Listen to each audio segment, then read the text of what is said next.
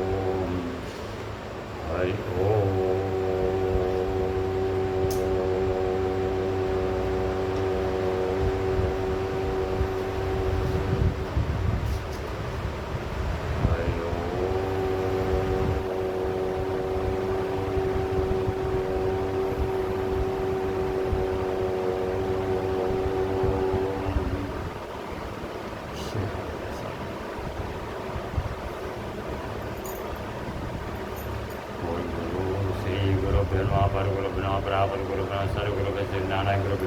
गुरु ब्रह्मा गुरु विष्णु गुरुदेवो महेश्वर गुरु साक्षात् परम ब्रह्म तस्मै श्री गुरुवे नमः। अज्ञानतिमिरन्दस्य ज्ञानाञ्जनशलाकया चक्षुर्मीलितं येन तस्मै श्री गुरुवे नमः। अखण्डमण्डलाकारं व्याप्तं येन चराचरं तत्पदं दत्तं येन तस्मै श्री गुरुवे नमः। ओम श्री सद्गुरुभ्यो नमः। गंगर्तये नमः। गजाननं भूतगणादिसेवितं कपितजम्बूफलचारुभक्षणम् उमासुतं सोमनाथकारकं नमामि विघ्नेश्वरपादपङ्कजम्। सरस्वती मयादिष्टा वीणापुस्तकधारिणीं हंसवाहन संयुक्तविद्यादानं करोमि। ओम श्रीचामुण्डाय नमः। सर्वमङ्गलमाङ्गल्ये शिवे सर्वार्थसाधके शरण्ये त्र्यम्बके गौरी नारायणी नमोस्तुते। ओम श्री नमः। अर्धां पुष्पकर्णी सुवर्णं सुवर्णां हिरण्यमाने सूर्यां हिरण्यबीजात् वेदं मावा श्री नमः। त्वमेव मंगलम भगवान विष्णु मंगलम गरुड़ध्वज मंगलम पुंडरीकाक्ष मंगलाय तनोहरि। शांताकारं भुजगशयनं पद्मनाभसुरेशं विश्वाधारं गगनसदृशं मेघवर्णशुभांगं लक्ष्मीकान्तं कमलनयनं योगविद्यानगम्यं वन्दे विष्णुभवहरं सर्वलोकैकनाथं। मूकं करोति वाचालं पङ्गुं लङ्घयते गिरिं यत्कृपातमहं वन्दे परमानन्दमाधवम्। नीलाम्बुजश्यामलकोमलाङ्गं सीतासमारोपितवामभागं पाणौ महासायकचारिचापं नमामि रामं रघुवंशनाथं। मनोजवं मातुल्यवेगं जितेन्द्रियं बुद्धिमतां वरिष्ठं वातात्मजं वानरयूथमुख्यं श्रीरामदूतं शरणं प्रपद्ये। ओंकारबिन्दुसंयुक्तं ध्यायन्तं नित्यं योगिनः कामदं मोक्षं चैव ओंकाराय नमो नमः। कर्पूरगौरं करुणावतारं संसारसारं भुजगेन्द्रहारं सदा वसन्तं हृदयारविन्दे भवं भवानी सहितं नमामि। देवमाता च पिता त्वमेव त्वमेव बन्धु च सखा त्वमेव विद्या द्रविडं त्वमेव सर्वं मम देव देव। बोलिए श्री व्यासी महाराज की जय। शिव महापुराण की जय। उमापति महादेव की जय। हर हर महादेव शंभो। जय श्री राम। सीता रामचंद्राय नमः।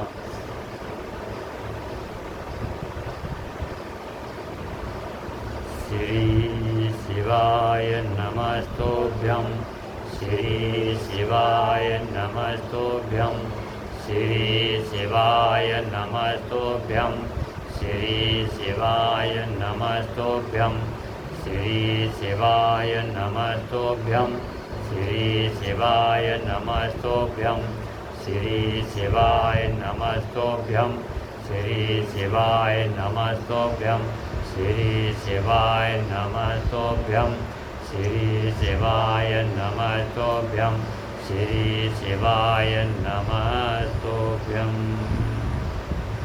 ओम नमः शिवाय। ओम नमः शिवाय।